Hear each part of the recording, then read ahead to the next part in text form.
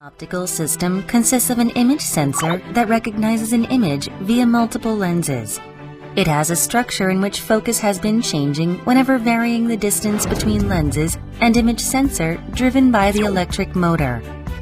Variable focus is physically driven so that its speed is slow, and current consumption is high.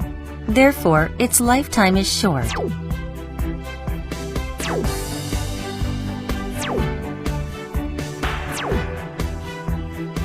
The core technology of SD Optics is MOLS, which stands for Micro Mirror Array Lens System.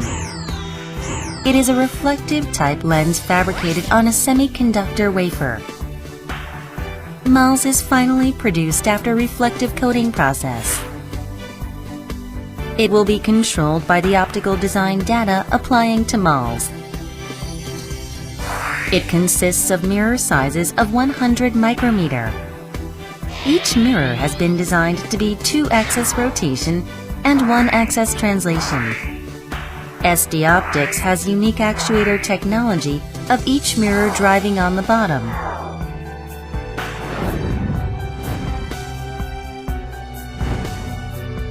The feature of MOLS is as follows.